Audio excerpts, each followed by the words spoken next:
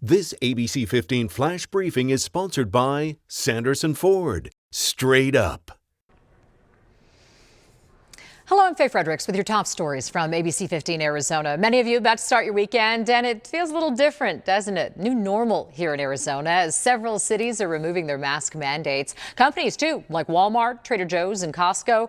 The rollback following that new mask guidance from the CDC that says if you're fully vaccinated, you no longer need to wear a mask in most indoor settings.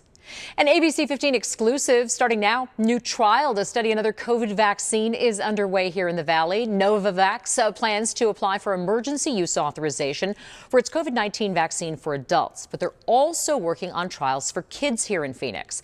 CCT Research is doing the only adolescent COVID-19 trial in Arizona.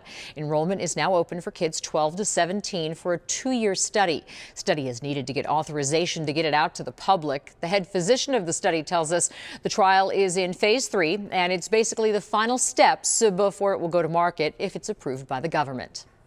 When we do the clinical trials, we have a very close eye on the kids. We follow up with them, in an electronic fashion. We're logging symptoms. We're calling patients if they have questions. And so outside of everything they're getting access to a great vaccine, they're also getting great medical care. We're told this vaccine is different because it's a protein-based vaccine, so it provides the highest antibody response, similar to the shingles vaccine. City of Phoenix says their mask mandate is still in place after the CDC says fully vaccinated Americans don't need to wear a mask in most situations. Mayor's office telling ABC15 any changes would require a vote by the city council, and they're discussing next steps with experts right now. City of Scottsdale has already ended their mandate. Procrastinators, listen up. You have just a few days to get your taxes done. Tax day is Monday, about a month later than usual due to the pandemic, but don't expect your returns anytime soon. An unusually large backlog of returns from 2019 and 2020 are being processed and are likely to be delayed. The IRS also says it's taking longer to process mailed documents. If you do still need to file, the Rebound Arizona team is helping walk you through some of the pandemic changes. When it comes to stimulus checks, payments are not taxable. You don't have to add them to your taxable income on your return. If you haven't received a stimulus payment and you qualify for it, there is a recovery rebate credit you're entitled to. Be sure to apply it to your 2020 filing. You just tell your tax preparer I didn't get it, and then the IRS will verify that you indeed did not get it. And if you do qualify, they will include it as part of your tax return. The pandemic also left many families with piles of medical bills. If you paid out of pocket, those charges may be deductible if it's more than 7.5% of your income. Quick tip, you'd have to itemize your taxes to qualify for that deduction. We started the week talking about the dangers of wildfires, and we're ending the same way. We're in store for a windy weekend, and as you know, that can certainly help spread any fires out there.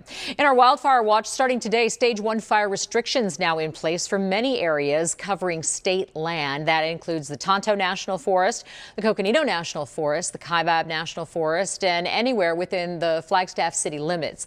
That means open fires, smoking outdoors, fireworks, and target shooting are all prohibited until further notice. Let's get to the latest on a pair of wildfires burning in Arizona. Evacuation notices have now been lifted after a fire started in Bisbee. It's a former mining town and a popular tourist attraction. Fire crews were able to keep the flames contained to just about 30 acres. Did come close to buildings.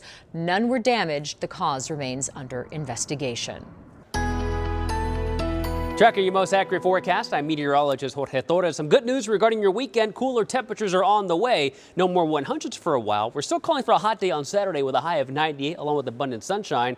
And warm on Sunday, but cooler than Saturday with highs only in the mid-90s.